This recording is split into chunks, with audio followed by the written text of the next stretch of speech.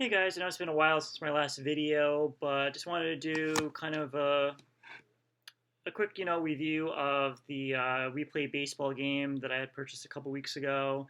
So far, I was able to get 8 games into my replay. So I'm currently replaying the 1985 New York Mets season. So I'm in I think game 8.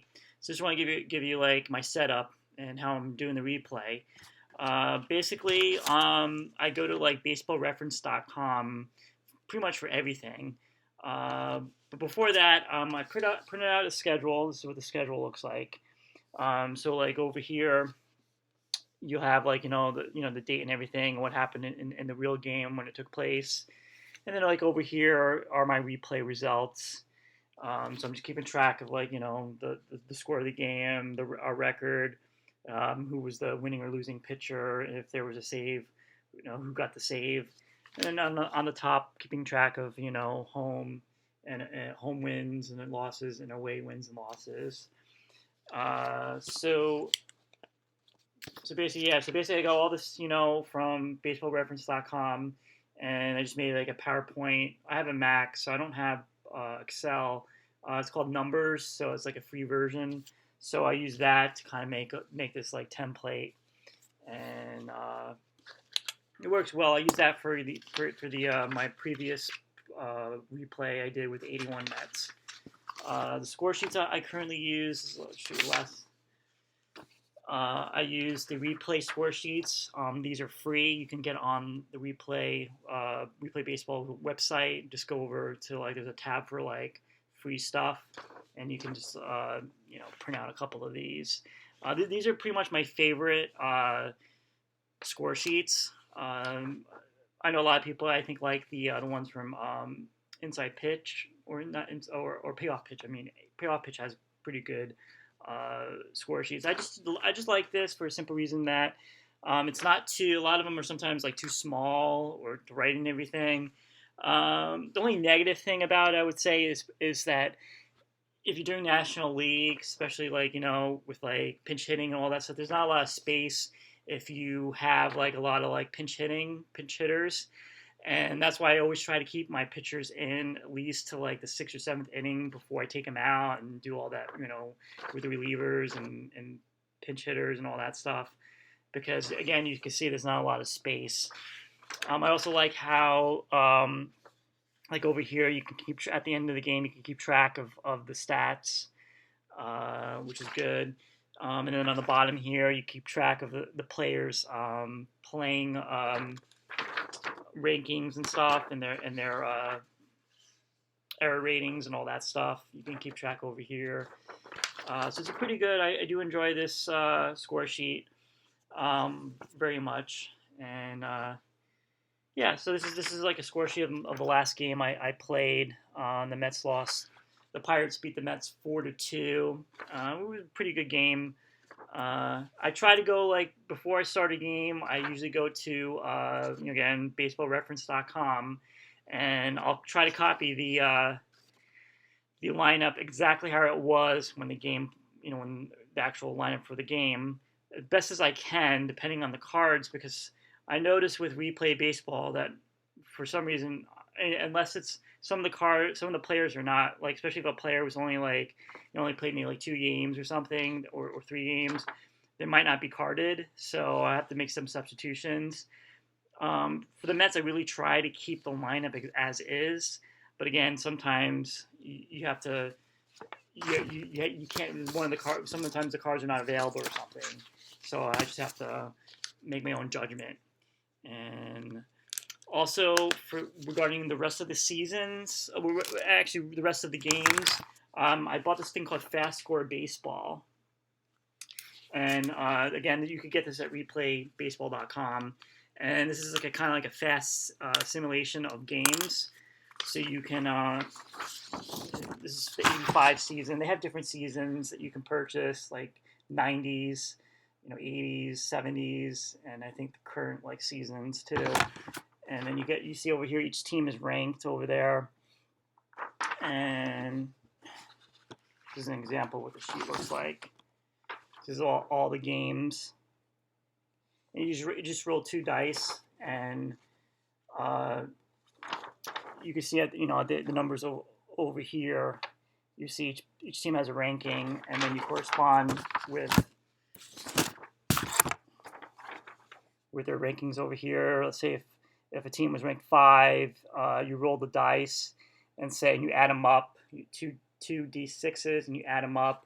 So let's say if you got like a 12, that means that the team scored 0 runs.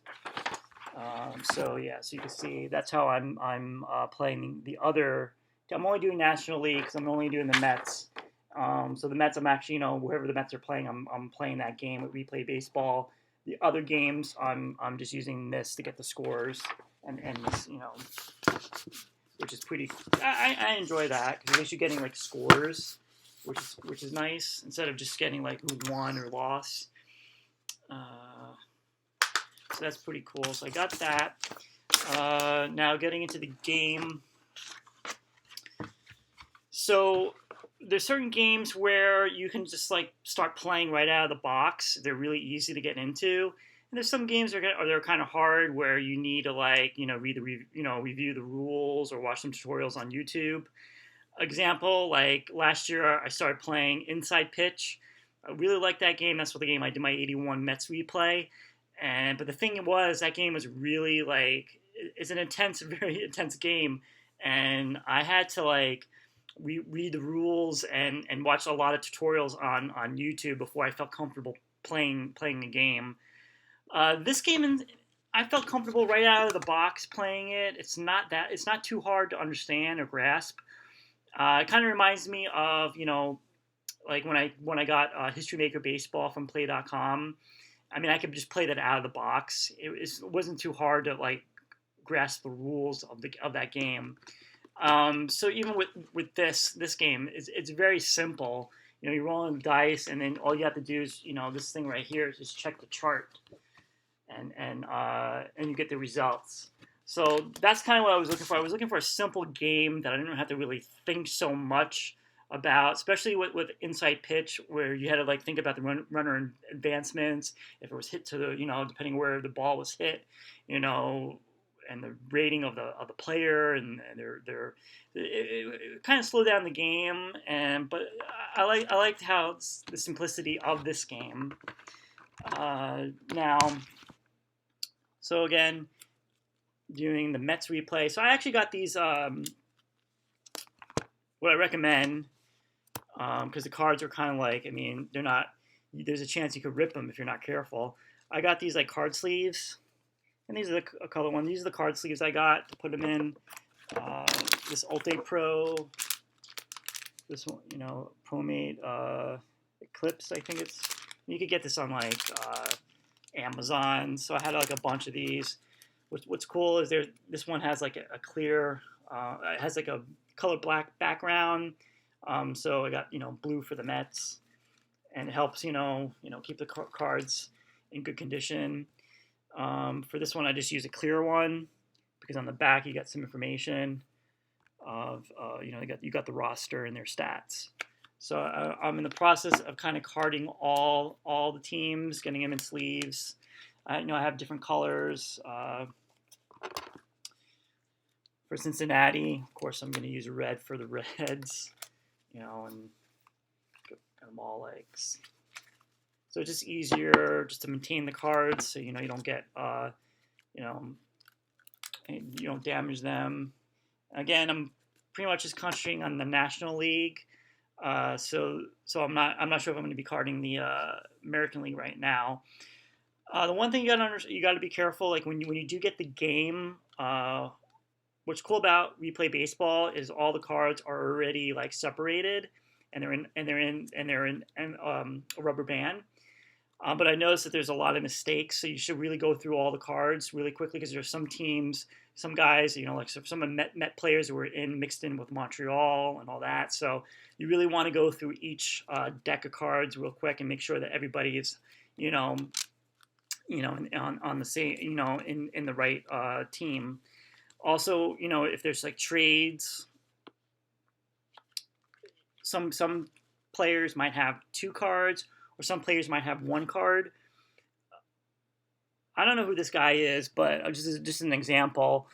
Larry Boa. You see here that in the beginning, by 1985, you see like Chicago, and means it's the Cubs National League. So it looks like this guy started with the Cubs, and then he must have been traded to the Mets. So sometimes you'll be looking for a player, and like, and because you're playing the beginning of the season, and you're looking for a player, but they're not in the deck. They might be with the other team that they were traded to. So it's really important if you do get the game and you have the cards, just go through each one and see if there's any, just make sure everybody's in the team that they're in. That would be really good. That's what I recommend. Also, some pitchers have batting cards. I know like Dwight Gooden has a batting card, but a lot of pitchers don't. And then they have like they'll have numbers by what batting card that they use, kind of like Stratomatic. And that's pretty much it. So as for me, for the game itself, I feel that the game plays kind of quick. You roll one dice, and all you gotta do is you add up the numbers, and then you look at the chart. So basically, what I was looking for, I wanted a game that kind of plays a little bit quicker.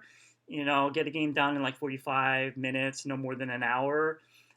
So far, it's been pretty good. That's not like taking me that long to play. Regarding my replay, the Mets are not doing as good as they were in real life. In real life, at this point, there were 7 wins and 1 loss. 7 wins and 1 loss. And in my replay right now, there are 4 wins and 4 losses. So some of the things are not matching up.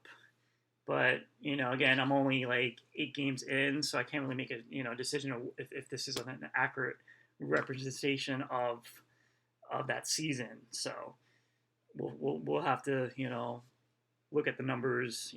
Maybe a couple more games into the season to see if things are matching up. But I highly recommend checking out Replay Baseball if you want to add a new game to your collection, a new baseball game. I know I have plenty of them. Probably didn't need to really buy this one, but I was already curious about the game, and I'm enjoying it. Replay Baseball, you go to their website. They don't have every season available. They're not like Inside Pitch or Payoff Pitch. They have a lot of seasons available. This one has, they have like newer seasons, and then from like the 90s, I think they have 93, and they just came out with 1991, and I was tempted to buy that, but maybe next time. And they offer the 80s. I think they have 85, 84, and then 1980, and then they have a couple seasons in the 70s if you want to go way back. But yeah, that's pretty much it, and I'll do another update and down the road. Thank you.